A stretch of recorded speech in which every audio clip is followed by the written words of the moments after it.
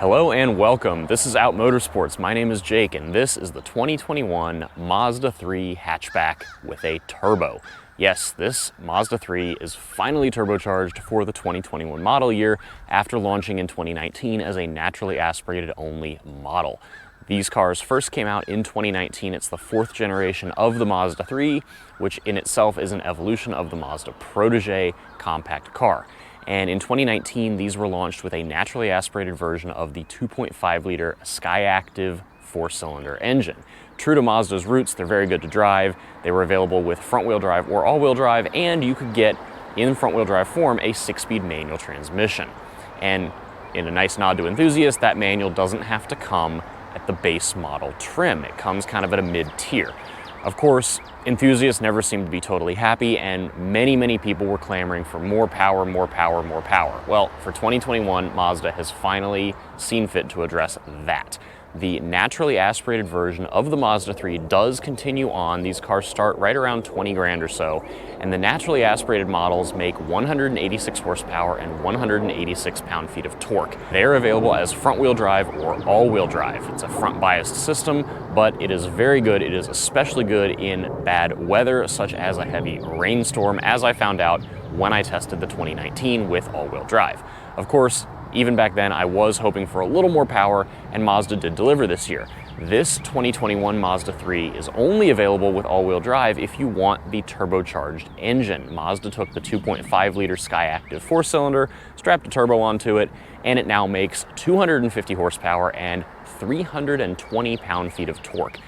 Those are more or less the same numbers that you get in other Mazdas where this engine is found. This is the same drivetrain that you'll get in the CX-5, the CX-9, smaller CX-30, but it's the same drivetrain, it's the same transmission, it's the same all-wheel drive basic setup, and the same power and torque figures. But the fun part here is the Mazda 3 is the smallest and the lightest of everything that they offer this drivetrain in, so it should be fairly snappy. 0 to 60 in this car is listed at 5.9 seconds, which is certainly not slow. Now, the turbo only comes with the all-wheel drive. Mazda will not offer you this car with the turbo and front-wheel drive. It also only comes with an automatic transmission. Everyone's gonna be upset about that. I know. If I had to guess, Mazda doesn't have a manual that can truly hold up to the torque figures that this turbocharged version of the 2.5 puts out. I suspect if someone really wants to do a swap, the bell housing bolt patterns are probably the same, and you could bolt one up and make it yourself. If you want to buy the car from Mazda with a warranty, brand new for 2021, you will get the turbocharged 2.5, the automatic 6-speed transmission, and all-wheel drive. Now, Mazda talks a pretty big game about the 6-speed automatic that's in this Mazda 3 and more or less every other Mazda these days except for the Miata. And the reason why they do is because it's not a CVT, it's not a dual clutch, it is a torque converter based automatic, which a lot of people kind of grumble about. They make a lot of judgment calls without ever driving one. And Mazda says this transmission combines the best elements of a CVT, the best elements of a dual clutch, and the best elements of a torque converter automatic.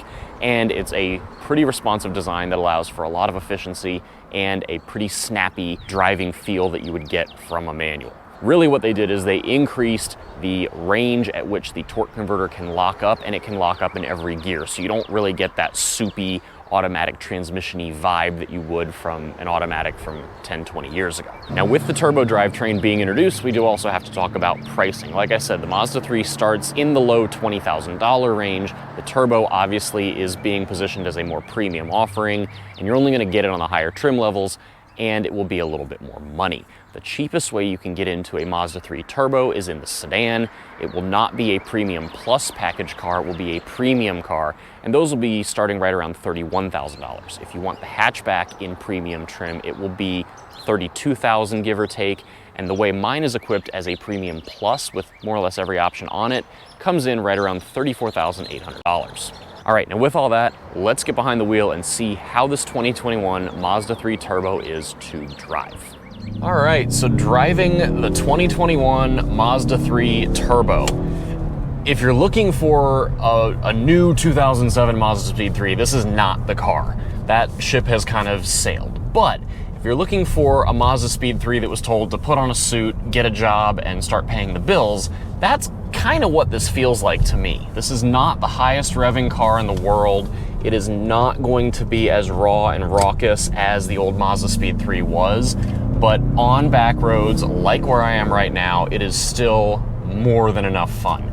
So the nice thing here is that when you are beating on the car a little bit and you're looking to power out of a corner, all of that grumbly feeling from the around town driving of just torque, torque, torque, it does go away, and the car does make plenty of power towards the top of the rev range. I think the party kind of ends around 5,000 RPM, 5,200, but for the most part, there's plenty of power going on here. And like I said, if your foot is buried in the kickdown switch, it will upshift for you, but otherwise it will let you just pick a gear, do your thing, and it'll listen. The nice thing with the suspension in this car is that it's not an adaptive damper setup. Mazda has just picked the shock and spring rates, and everything that you get is what you get. I think it's pretty good for most cases, because with these sorts of cars, you're looking for a car that's still tolerable on your daily drive and, you know, can have fun on back roads, but is not going to beat you up day to day where you're using it the most. And I think this Mazda 3 Turbo really delivers in that regard. I really appreciate the fact that there's not a lot of drive mode customization or anything crazy. It's just kind of, you get what you get, and it's good from the get-go. You don't have to mess with anything. Yes, you can put the transmission in manual mode, but otherwise, not much you're going to be doing. As far as the steering in this car, it is generally pretty good. It's easy enough to place the front wheels where you want them. I do think the feel is a little bit light. Not going to be the most feedback that you get in the wheel. I think other makes and models have that dialed in just a little bit better, but it is pretty good. It's pretty neutral. I do wish it was a little heavier at low parking lot speeds, because it does give this feeling of being a little vague or dead on center. Again, just at parking lot speeds. Once you get it up to actual road speeds, it feels pretty good. And then the brakes, they're fine. The initial bite feels pretty good. They stop the car, and you know, in this sort of driving that I'm doing now, you're not gonna get them to fade, but I suspect they would be fine for most drivers in most scenarios. Obviously, if you're gonna be doing track days in your Mazda 3, at the very least, throw some higher temp fluid in here. You can always get some better pads as well if you need them. I do really like how the transmission listens to me. It will sit there and it'll go right up to fuel cut, and it'll stay at fuel cut unless your foot clicks the kickdown button. Otherwise, it'll sit there and bang off the limiter, and you know, for most people, they're not gonna really care. But for those of us who autocross or do track days, or even want that little bit of finer control on a back road, the car will listen to you, and it will only stay in the gear that you have chosen. The interesting thing about this Mazda 3 Turbo is that, like I said, it's kind of grown up, gone to school, got a job, put on a suit, but it's remarkably competent where you want it to be. But it's also just a really nice place to spend time. Mazda is kind of reinventing themselves as this slightly like entry-level, near luxury sort of brand. They're redoing all their dealerships to match. All the cars are being very well done. And this is an effort that's been going on for a few years, as evidenced when this car came out for 2019. And it just makes a nice impression. And it really makes me wonder, for a lot of buyers, why do you need a premium brand? This has all the features. It's got all the nice tactile feel and all of the finishes of a luxury brand, and it's not priced like one. For 34 grand and change, this is a lot of car. But why bother with a lot of other cars in certain cases? If this fits what you want for size, it's really nicely put together. And that is not something you would have said about a 2007 Mazdaspeed3.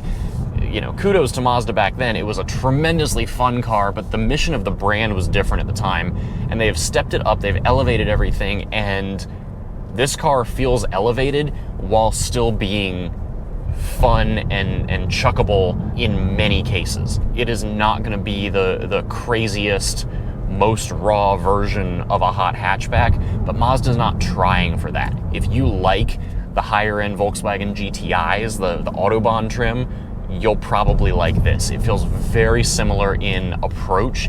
Execution obviously will feel different between Mazda and the Volkswagen, but it is competing in a space that I think is much more practical and appealing for a lot of buyers. Now, the transmission, of course, is going to be a big sticking point for a lot of people, and I do think I wish there was a manual in here, because I think this is a car where I would really enjoy rowing my own gears and having that little bit of fun. Granted, like I said in the intro, I don't think there's a manual that can probably handle the torque and adapt to the all-wheel drive. And I know Mazda was more than likely trying to avoid torque steer, because in the old Speed 3s, you'd end up 2 lanes over if you put your foot hard down from a stoplight. So I think they were really looking to do something a little different, and I think they have succeeded. Do I really think the manual would be better? I think it would be a good option. This 6-speed does not shift as fast as a DCT could. Mazda says that they've got everything dialed in, and this is the best of a CVT and a dual clutch and a torque converter. It's a little slow to shift. It's not the worst, but it's not the best. That is just going to be a characteristic of a torque converter automatic in many, many cases. The flip side of that is this car and this transmission are both very well behaved around town at lower speed city driving. So it's a little bit of a trade-off. No, it's not the quickest shifting car in the world, but I think Mazda has really succeeded at making a car that appeals to a much wider audience than the old Speed 3 might have. And like I said, it's just a Speed 3 that grew up alongside the rest of us.